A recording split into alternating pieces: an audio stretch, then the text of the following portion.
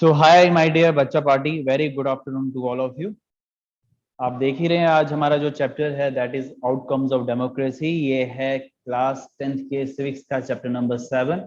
बहुत easy chapter है ये, और ये चैप्टर पीछे वाले चैप्टर से काफी हद तक मेल खाता है जो हमने पीछे पढ़ा था, पॉलिटिकल पार्टीज।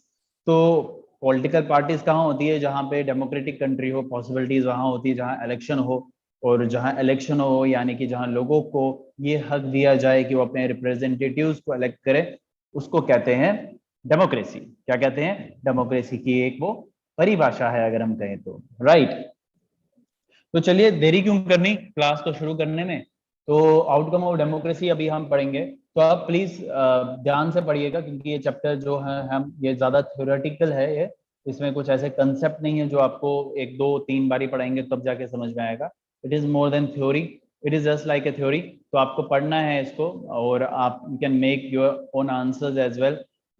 पॉलिटिकल पार्टीज में यू कैन नॉट मेक, जैसे अगर आपसे पूछा जाए how many national parties are there, you don't have to write in your own language कि 10 है, 15 है, 20 है, जितनी है उतनी ही लिखनी है, या कुछ और चीजें भी पूछी जा सकती है। तो एट द सेम टाइम ये जो चैप्टर है आउटकम्स ऑफ डेमोक्रेसी, इसमें काफी कुछ जो है थ्योरेटिकली होगा, तो इसमें आप अपने आंसर्स भी बना सकते हैं।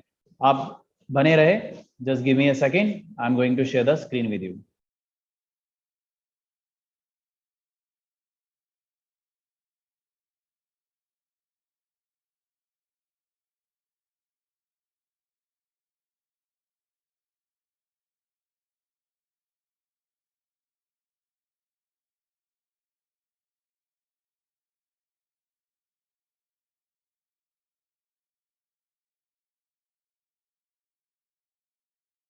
सो I have shared the screen with you, I hope I am audible clearly. तो अभी हम जो चैप्टर स्टार्ट करते हैं, तो आपको समझना है पहले डेमोक्रेसी, आप सब जानते ही हैं व्हाट इज डेमोक्रेसी। अब यहाँ पे बताया जा रहा है कि आपको बताना है डेमोक्रेसी कैसे अच्छी है बाकी फॉर्म्स ऑफ गवर्नमेंट से। बाकी फॉर्म ऑफ गवर्नमेंट में आप डिक्टेटरशिप लगा सकते हैं, तो अदर फॉर्म ऑफ गवर्नमेंट से डेमोक्रेसी कैसे अच्छी है, इसके 5 पॉइंट्स आपको याद रखने हैं 5 पॉइंट्स उनकी। चलो हम एक्सप्लेनेशन समझते हैं। Because it promotes equality among citizens, क्योंकि ये इक्वालिटी जनरेट करता है, इक्वालिटी को प्रमोट करता है सिटीजन्स के बीच में जहां डेमोक्रेसी है। अदरवाइज जो नॉन डेमोक्रेटिक कंट्री है वहां भेदभाव ज्यादा है अगर आप कंपैरिजन करें तो ये चीज एक बहुत इंपॉर्टेंट पॉइंट है। और बच्चे मैं एक चीज वापस इस चैप्टर के बारे में बता दूं, इसमें आपने घूम फिर के वापस हर पॉइंट को डेमोक्रेसी पे लाना है, डेमोक्रेसी की बारे में बताना है। कुछ ऐसी चीजें होती हैं जो डेमोक्रेसी में हो सकता है कुछ अच्छी नहीं हो, लेकिन बहुत कुछ अच्छी भी होती है। हमें एक पॉजिटिव साइड देखना है, ना कि नेगेटिव साइड। चलिए नेक्स्ट पॉइंट पढ़ते हैं। It enhance the dignity of individual. हर एक इंडिविजुअलिटी की डिग्निटी आप मान लीजिए, आप उसकी मौजूदगी, उसके वैल्यू को कंसिडर करती है, उसको दर्शाती है। How and why? Because everyone in our country 18 plus person gets a vote, gets a chance to vote, एक वोट करने का अधिकार मिलता है। That is a one thing, right. अब हर देश में अलग अलग क्राइटेरिया होता है, हमारे देश में 18 प्लस है, तो ये चीज हमारे ये डिग्निटी ऑफ द इंडिविजुअल यहाँ पे वो चीज को बताता है। Third point, it improve the quality of decision making. ये जो डिसीजन मेकिंग क्वालिटी है उसको भी इम्प्रूव करता है। क्या? डेमोक्रेसी जो है डिसीजन, आप बोलेंगे कैसे? Very easy to understand. आपने मान लीजिए किसी सरकार को चुना और आप उसको पसंद नहीं है, आप उसको पसंद नहीं करते, you are having an option to change your vote next time. यानी कि हमारे देश में 5 साल के बाद वोटिंग का ऑप्शन मिलता है, चाहे वो सेंटर हो, स्टेट हो, म्यूनसिपलिटी हो, पंचायत हो, तो you can change your decision जो आपने, अगर आप उससे खुश नहीं है तो, या आप उनके काम से खुश नहीं है तो। It also provides a method to resolve conflicts. ये एक रास्ता निकालता है कॉन्फ्लिक्ट्स यानी कि मन मुटाव को खत्म करने का। मन मुटाव मानी कि मान लीजिए अगर कोई लड़ाई झगड़े हो रहे हैं, उसको खत्म करने की ये पॉसिबिलिटीज को क्रिएट करता है। It provides a method, method होता है एक तरीका, टू रिजॉल्व कॉन्फ्लिक्ट्स। ये सिर्फ हमारे देश की बात नहीं है, किसी भी देश में ऐसा ही होता है, ठीक है। It also allows room to correct mistakes. अगर कोई मान लीजिए किसी गवर्नमेंट से गलती हो गई है, तो वो आने वाले टाइम पे अगर उसको वापस 5 साल मिलते हैं या वापस अपने मैनिफेस्टो में वो चीज रखता है जो उन्होंने पीछे अपनी सरकार में नहीं किया, तो वो उनको भी गलती सुधारने का चांस देता है। और साथ ही साथ जो पब्लिक है, क्योंकि पब्लिक है भाई सब जानती है, तो ये पब्लिक है, वो उसके पास भी एक बहुत अच्छा चांस है कि that they are also having a chance to correct their mistakes. अगर उन्होंने कोई गलती कर ली है, उनको लगता है somehow related to this point, कि it improves the quality of decision making, ये काफी हद तक इस चीज से मेल खाता है। ठीक है बच्चे, आई होप इतना कवर हो ही गया होगा, समझ।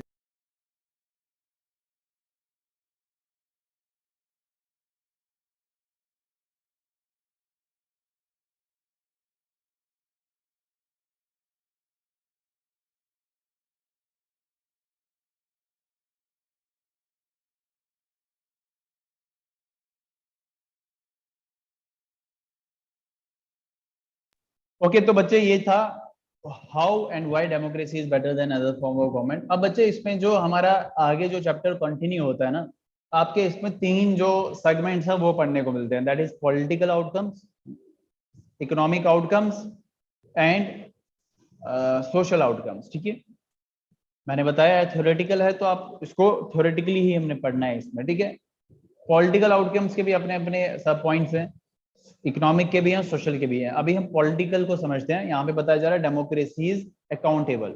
ये पॉलिटिकल आउटकम्स के, पॉलिटिकल के तीन है, अकाउंटेबल सबसे पहले याद रखेंगे, अकाउंटेबल, दूसरा है रेस्पॉन्सिव एंड थर्ड है लेजिटिमेट। ठीक है, ये किसके पॉइंट्स है, पॉलिटिकल आउटकम्स के। चलिए अभी हम पढ़ते हैं।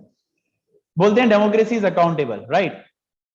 In a democracy, we are concerned with ensuring that people will have the right to choose their rulers and people will have control over the rulers, right? बोले डेमोक्रेसी में we are concerned, हमें ये ध्यान में रहता है with ensuring that people will have, लोगों के पास चांस होगा अपने रूलर्स को चेंज करना, और people will have control over the ruler, ruler के ऊपर भी कंट्रोल है। कंट्रोल किस हद तक का, क्योंकि somehow or other they are depend on us। अगर लोग यानी कि अगर पब्लिक ही उनको सपोर्ट नहीं करेगी तो वो जाएंगे कहाँ नेता लोग।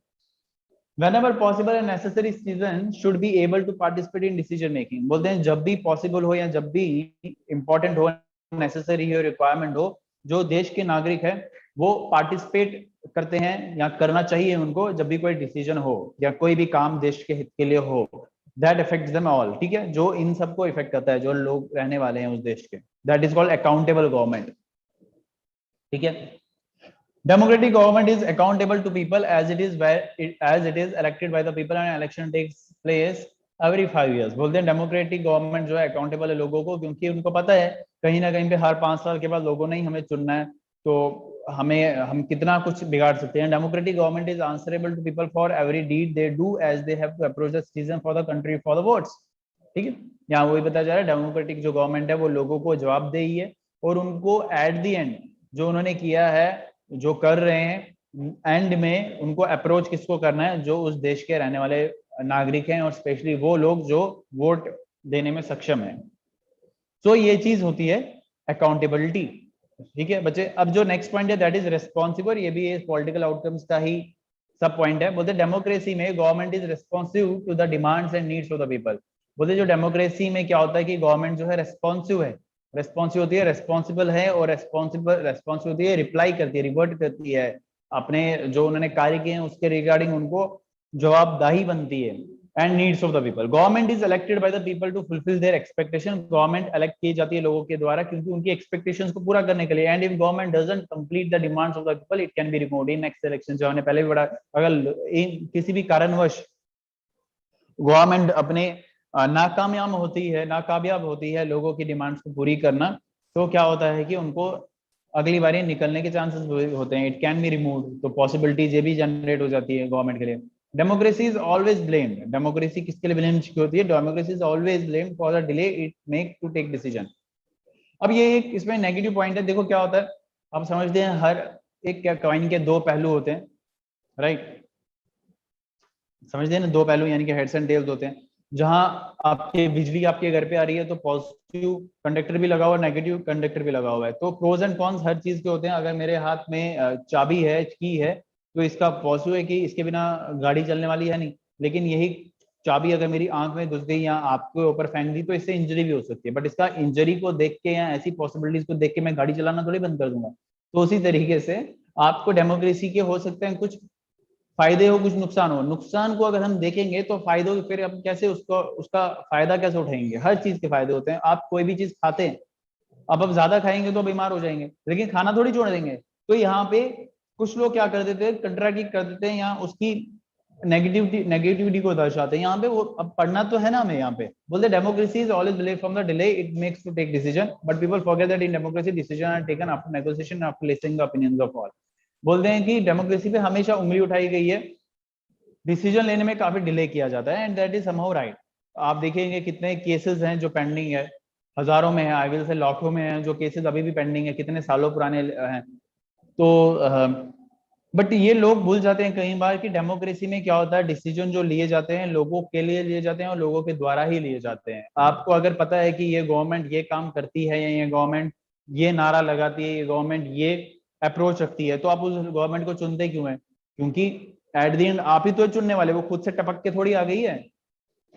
तो एट द एंड जो पॉइंट है ये समझना है कि जो डेमोक्रेटिक गवर्नमेंट है वो हमारे द्वारा चुनी गई है। अगर वो गलत निकलती है उसके कसूरवार नेता तो हैं ही, लेकिन सबसे बड़े हम हैं कि हमने उनको चांस दिया। अगर हम बोलते हैं कि इस फलाना गवर्नमेंट ने इतना करप्शन किया है, तो आपने भाई वोटिंग क्या इतने सालों से उनको रख क्यों रहे हो? यानी कि आप ही मूर्ख हैं, उनको रख रहे हो। यहाँ अभी ये गवर्नमेंट है या कोई भी गवर्नमेंट है, अगर आप चाहते हो कि अब चेंज आए, तो अगर आपको लगता है कि कोई दूसरा है ऐसा कैंडिडेट या दूसरा ऐसी गवर्नमेंट है जो अच्छा काम कर सकती है इस करंट गवर्नमेंट से, तो आप उसको चुनो ना।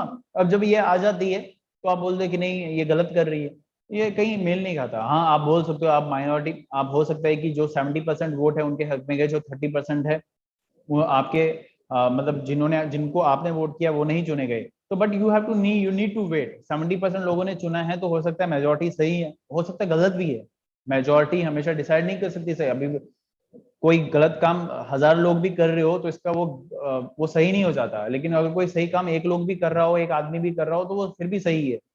तो होता है मेजोरिटी डिसाइड्स, बट मेजोरिटी को इंटेलिजेंस की जरूरत पड़ती है जो आती है एजुकेशन से। जैसे अभी आप ये चैप्टर पढ़ रहे हैं पॉलिटिकल पार्टीज, आउटकम्स, चैलेंजेस, इससे आप अवेयर हो जाते हो कि किस तरीके से कब और क्या चीजों को देखना होता है, परखना होता है। आई होप इतना समझ में आ गया होगा। नेक्स्ट जो पढ़ते हैं लेजिटिमेट।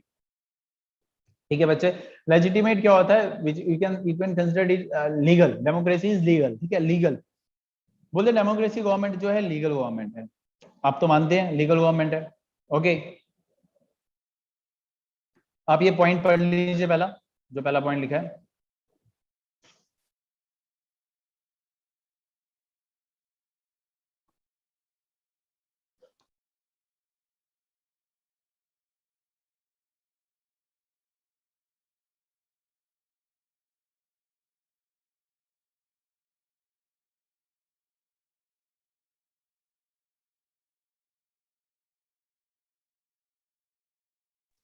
हाँ बच्चे तो पढ़ा, क्या लिखा है? Democratic government is legitimate government as everything run in government is based on written rules and regulation. Legal क्या कंसिडर किया जा रहा है? क्योंकि आपको पता है हमारे देश को कॉन्स्टिट्यूशन है, जो भी डेमोक्रेटिक गवर्नमेंट है उसका कॉन्स्टिट्यूशन होता है, संविधान होता है। वो बोलते हैं कि जो भी डेमोक्रेटिक गवर्नमेंट है वो लीगल इसलिए क्योंकि जो भी वो कर रही है, जो भी उनके ऊपर नियम है लागू किए गए हैं, वो रिटर्न रूल्स हैं, यानी कि जो कॉन्स्टिट्यूशन में अमेंड है। It is not accordingly the wish and Vim of particular person. ये किसी की मनमर्जी से नहीं कर रहा है जैसे डिक्टेटरशिप में होता है या मोनार्कीनिज्म में होता है, लाइक नॉन डेमोक्रेटिक गवर्नमेंट। ठीक है, democratic government is the most transparent type of government. People have the right to check the procedure of decision making with the help of right to information. बोलते हैं कि democratic government में एक सबसे best point ये भी है कि ट्रांसपेरेंट होती है, क्योंकि लोगों के पास, आपके पास, मुझके पास या किसी और के पास हक होता है कि ये जानने का कि ये गवर्नमेंट ने डिसीजन लिया तो कैसे, कब और किस तरीके से लिया है। इसके लिए जो एक्ट लाया गया है, राइट टू इन्फॉर्मेशन एक्ट, तो ये चीज एक बहुत बड़ी ट्रांसपेरेंसी को दर्शाता है। As citizen who wants to know if a decision was taken through the correct procedure can find this out.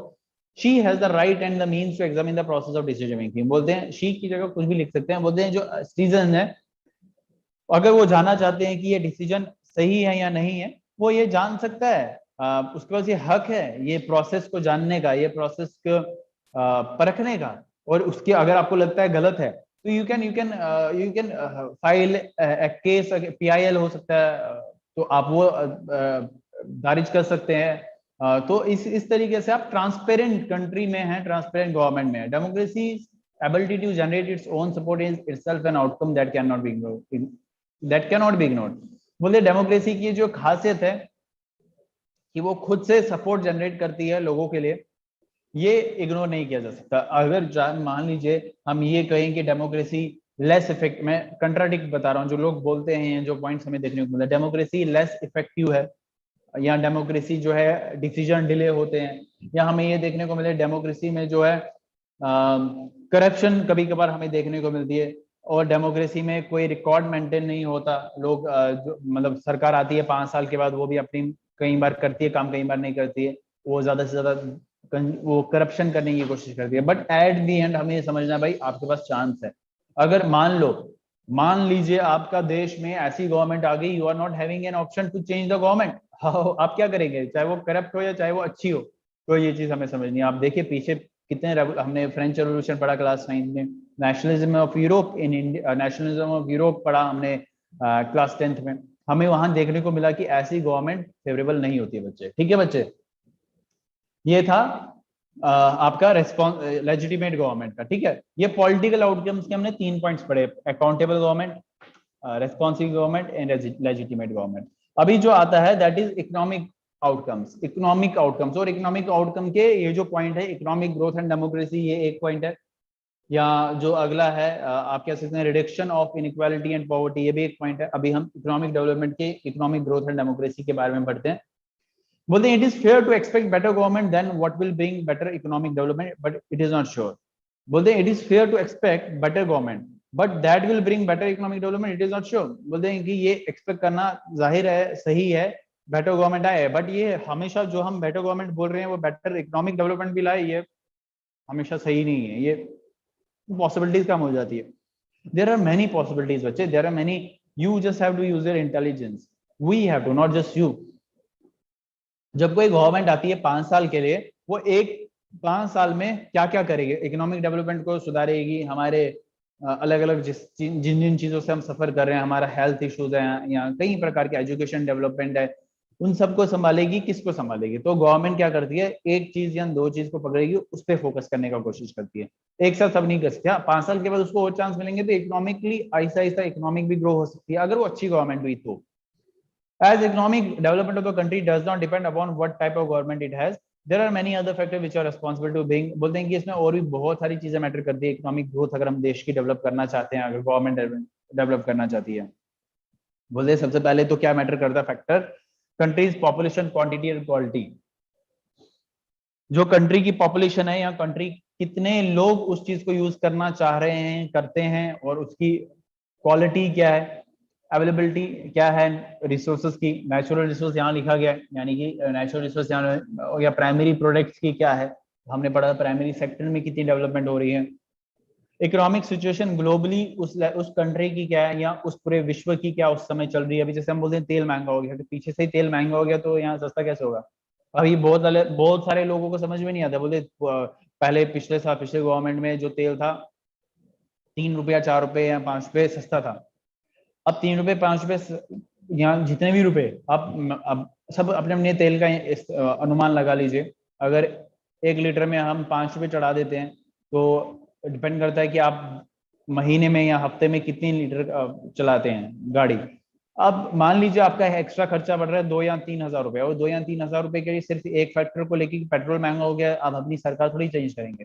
तो आप सिर्फ एक चीज को नहीं देखेंगे, आपको ग्लोबली इकोनॉमिक सिचुएशन देखेंगे। अभी देखो आपने कोविड का टाइम चला, किस तरीके से जो हर तरीके से इकोनॉमिकली जो है सबको इफेक्ट हुआ। तो इस टाइम पे तो जायज है महंगे हो जाएंगे दाम किसी भी प्रोडक्ट के। Cooperation from the other countries, priority and implementation of economic policies. बोलते हैं कि इकोनॉमिक ग्रोथ में ये भी डिपेंड करता है कि बाकी कंट्रीज का क्या कॉपरेशन है।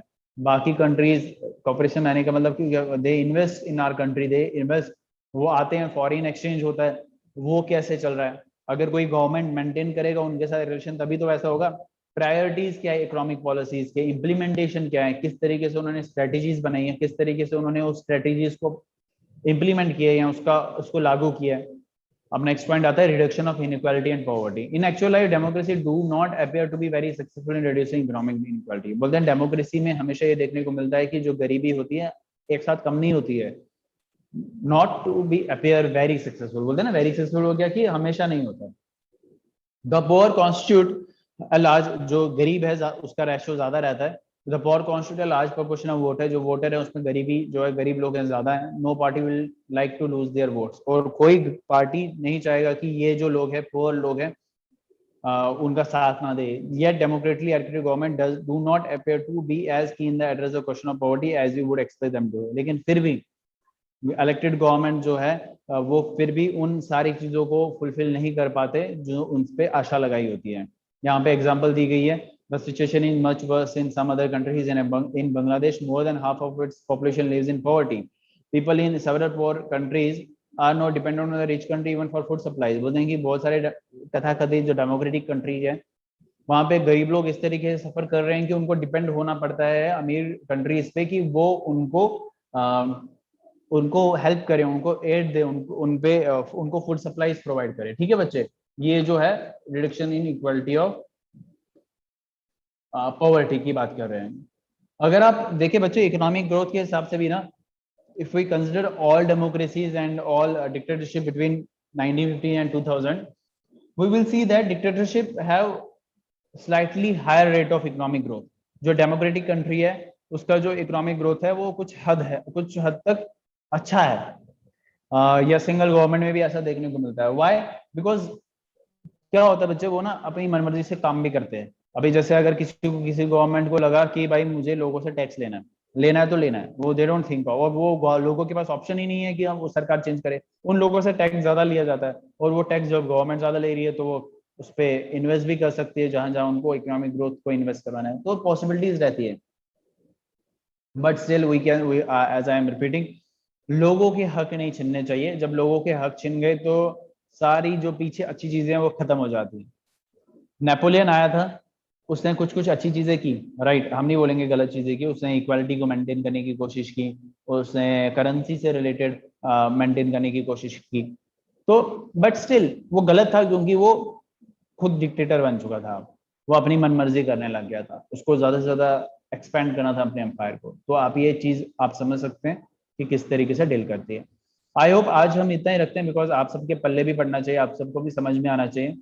आज का जो ये टॉपिक है इसको आज यहीं पे एंड करते हैं। कल ये टॉपिक पॉसिबिलिटीज है कवर हो जाएगा, छोटा टॉपिक रहेगा कल, छोटा ही टॉपिक है ये, कल आई गेस 15-20 मिनट में कवर हो जाएगा। तो तब तक के लिए थैंक यू, आप सब जुड़े।